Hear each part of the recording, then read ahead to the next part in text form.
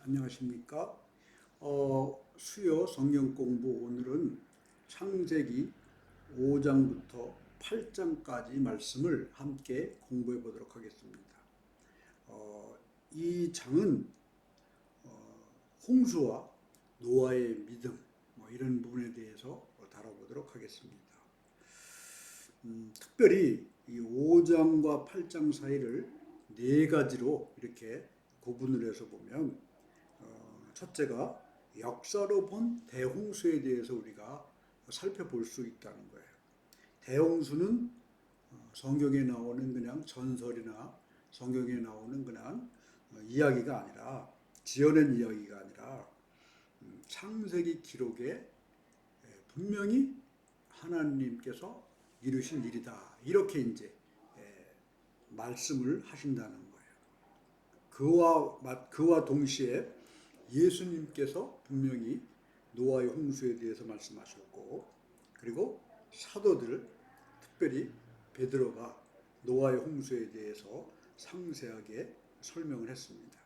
고고학자들은 이러한 기록이나 또 고고학적인 어떤 역사적인 발굴에 의해서 예전에 실제로 홍수가 있었고 그 홍수들이 여러 종족들에 의해서 전해졌는데 그것이 와전돼 가지고 이러저러한 설화나 신화로 남았다.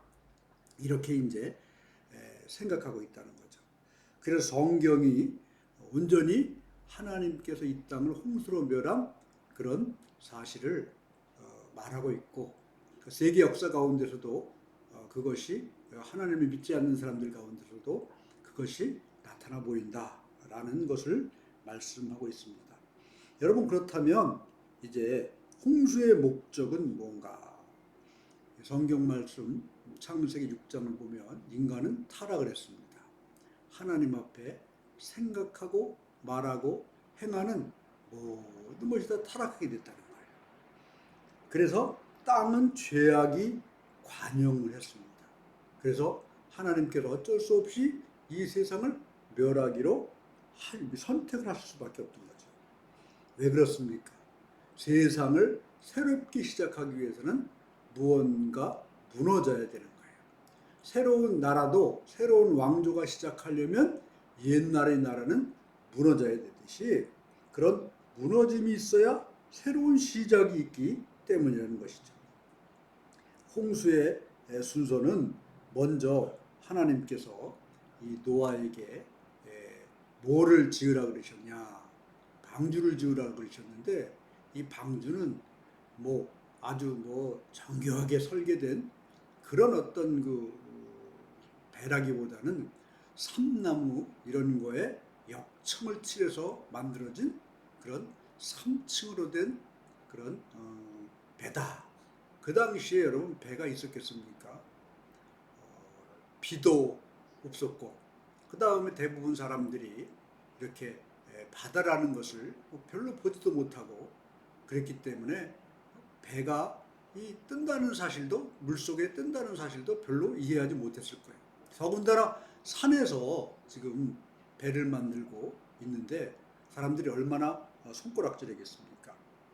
그래서 이 배를 만들어 가지고 처음에 많은 그 동물들을, 짐승들을 그 배 안으로 다 들여왔죠. 그 다음에 이 노아와 노아의 식구들도 방주에 들어갔고 방주에 문이 닫혔고, 그 다음 홍수가 닫혔고 비가 40일 동안 주야로 내리고 홍수가 멎었습니다. 그리고 방주도 섰어요. 그리고 산꼭대기가 보이기 시작했고, 처음에 까마귀를 보냈어요. 까마귀는 돌아오지 않았죠. 두 번째 비둘기를 보냈어요. 비둘기가 갔는데 다시 돌아왔어요. 또 비둘기를 보냈더니 그 다음에 이제 무언가 이 잎을 물고 가져왔어요. 그 다음에 비둘기를 보냈더니 비둘기가 다시 돌아오지 않아가지고 이제 물이 다 빠졌구나 이런 생각을 하게 됐고, 결국 방주문을 열고 방주에서 나오게 됐죠. 근데 여기서 우리가 알아야 될 것은 뭐냐 하면, 여러분이 방주는 오직 그 문이 하나밖에 없었다는 거예요. 그래서 여러분 우리가 오늘 이 시간에 분명히 알아야 될 것은 이 방주가 하나님의 은혜의 어떤 구원의 문은 오직 하나밖에 없다. 그런 사실을 우리에게 말씀해주고 있다는 것입니다. 홍수가 발생한 것은 뭡니까? 성경을 보면 하늘에 그런 어떤 그 샘의 원천이 터지고 뭐 그렇다고 말씀하고 있어요. 그러니까 이게 옛날에는 이 오존층이 잘 발달되었고 사람들이 생각하는 것은 이게 뭐 동반구, 서반구, 남반구, 북반구를 막론하고 날씨가 거의 비슷하고 모든 것이 다 비슷한 환경이었다. 그래서 이렇게 지내고 있을 때에 밑에서부터 물이 넘쳐서 뻗쳐서 올라왔고 하늘에서는 비가 내리고 그래서 엄청난 쓰나미가 몰려와가지고 거기에 있던 모든 사람들은 죽었지만 그 방주를 탄 사람들은 살았다. 이렇게 이제 우리가 말씀을 우리가 생각을 하면 됩니다. 그리고 두 번째로 우리가 이 홍수는 하나의 모형입니다. 모형. 방주는 그리스도 안에 있는 놀라운 구원의 상징이라는 것이죠. 이것은 인간이 발명한 게 아니고 하나님께서 설계하신 거예요. 아까도 말씀드렸지만 문이 하나인 이유는 뭐겠습니까? 오직 구원의 길은 하나밖에 없다. 구원의 길은 오직 예수 그리스도밖에 없다. 라는 것을 말해주고 있고 이 방주를 역청으로 칠했다고 하는데 이 역청으로 칠했다는 이 단어를 구약에 나오는 속죄 이거와 같은 단어라는 것이죠. 여러분 방주는 이렇게 사람만 구원했을 뿐만 아니라 동물들까지 구원했다는 거예요. 여러분 우리는 죽을 수밖에 없는 죄인이고 이 죽을 수밖에 없는 죄인으로 말미암아 온 세상 우주 만물의 모든 것들이 다 피조물 아래 갇혀 있는 거죠 지금. 그래서 예수님이 이 땅에 다시 오실 때에 여러분 우리 인생뿐만 아니라 이 땅에 저주받은 모든 피조물도 다 구원에 동참하게 된다. 이런 사실을 여기서 얘기하고 있는 것입니다. 그리고 또 여러분 이 노아는 그리스도의 구속 사업을 나타내는 흥미로운 그런 상징이라는 것이 노아는 안식이라는 뜻입니다. 그런데 여러분 예수님이 우리에게 무엇을 주십니까? 안식을 주시는 분이에요. 저주에서 우리를 구원하시고 우리를 여러분 영원한 안식으로 인도하시는 분이 예수님이라는 사실이죠. 그래서 여러분 이 노아는 홍수를 거치면서도 안전하게 인도함을 받았어요. 예수님께서는 정말로 고난의 홍수를 거쳐서 승리에 이르렀습니다. 노아는 방주에서 나와서 새 창조의 머리가 되셨습니다. 예수님은 무덤에서 나와서 새 창조의 머리요 모든 새 창조 가족들의 아버지가 되셨다. 그런 사실을 우리가 알 수 있습니다. 여러분 과연 그렇다면 홍수가 우리가 어떻게 이 홍수를 바라봐야 되는가? 예수님께서는 이 땅에 임하시기 전에 이 노아와 같은 때가 있을 것이다. 사람들이 먹고 마시고 즐기고 지금도 그런 때가 아닙니까? 인구는 자꾸 늘어나고 잘 사는 사람은 점점 잘 살고 못 사는 사람은 점점 못 살고 빈부격차가 너무 심하고 그래서 이 세상이 차라리 그냥 사라졌으면 좋겠다 이렇게 생각하는 사람들이 많습니다. 그래서 여러분 우리나라에 옛날에 휴거라는 사건이 있었잖아요. 1998년 10월 24일인가 뭐 그런 사건들 그리고 지금 우리가 이단으로 얘기하고 있는 신천지라든가 이런 사람들도 여러분 반드시 마지막 때를 이야기하고 있는 거예요. 근데 분명한 것은 몇 번 이 사람들이 마지막 때라고 예언을 했다가 실패를 했기 때문에 그 시대와 시기는 말하지 않아요. 그러나 분명한 것은 지금이 마지막 때고 곧 주님이 곧 이 땅에 심판이 다가올 것이다 라고 해서 많은 사람들을 지금 속여먹고 있다는 거죠.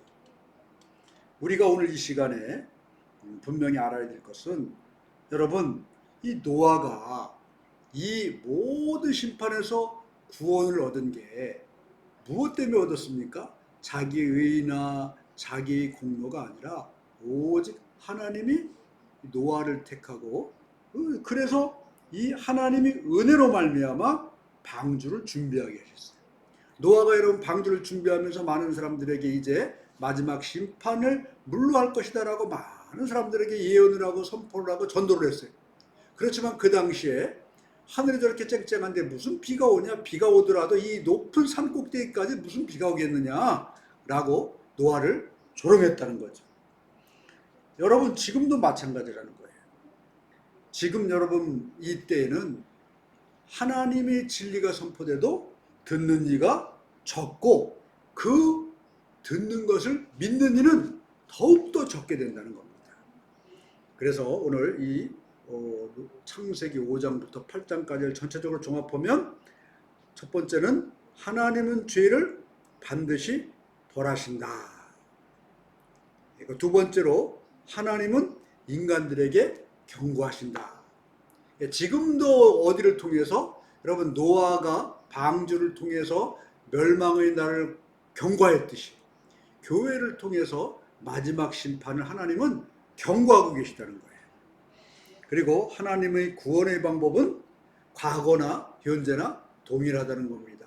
구약에서는 홍수를 통해서 심판하실 때에 방주를 통해서 구원케 하셨고, 그 다음 신약에서는 지금 이 자리에서는 예수 그리스도 구원의 보혈의 피로 이 교회를 여러분 하나님께서 이 은혜의 그런 처소로 은혜의 방주로 세우셔서 이 교회에서 예수 그리스도를 구주로 고백한 모든 사람들, 이 사람들만이 구원을 얻을 수 있다는 거예요.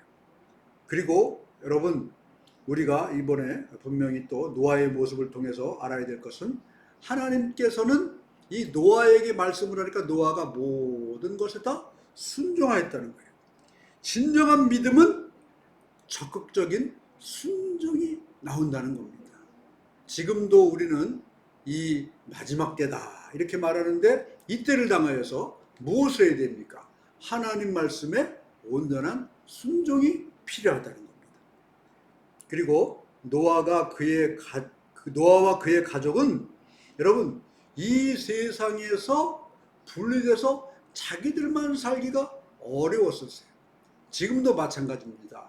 우리가 이 땅을 떠나서 아주 특별하게 수도원이나 아니면 어떤 특별한 공동체에 들어가서 아무도 외부와 접촉하지 않는 이상 세상 속에 살 수밖에 없어요. 노아는 세상 속에 살면서 구원을 이루었습니다. 우리도 마찬가지라는 것이죠. 이 세상에 살지만 이 세상에 속한 자가 아니라는 것입니다. 우리의 시민권 어디에 있습니까? 영원한 하나님의 나라에 있다. 이 사실을 우리가 분명히 알아두시고 구원의 온전한 길을 저와 여러분이 가실 수 있기를 바랍니다. 그리고 오늘 말씀에 6장 1절부터 4절에 무슨 얘기가 나오냐 하면, 하나님의 아들들과 사람의 딸이 나와요. 이것은 무엇을 이야기하냐 하면, 하나님은 타협이나 반역 등을 문책하시고 구별된 성도로 살아라 라고 오늘도 우리에게 말씀을 주신다는 거예요. 오늘도 우리 저와 여러분은 뭡니까? 이 땅에 하나님의 자녀로 삽니다. 세상 사람들은 뭐예요? 사람의 자녀로 사는 거예요. 우리가 세상 속에서 하나님의 자녀로 살지만 여러분, 우리가 세상의 자녀들, 사람의 자녀들과 함께 이렇게 타협을 하거나 그래서는 안 된다는 사실을 오늘 말씀해 주고 있습니다. 이 말씀 우리도 잘 기억하시고 모두가 다 주님의 은혜 안에 이 창세기 5장부터 8장까지의 말씀을 정말 마음속에 잘 새기고 한번 읽어보시면서 정말 방주를 통한 구원, 예수 그리스도 한 분만을 통한 구원의 온전한 길을 우리가 갈 수 있고 그러한 믿음으로 살 수 있기를 간절히 축원합니다.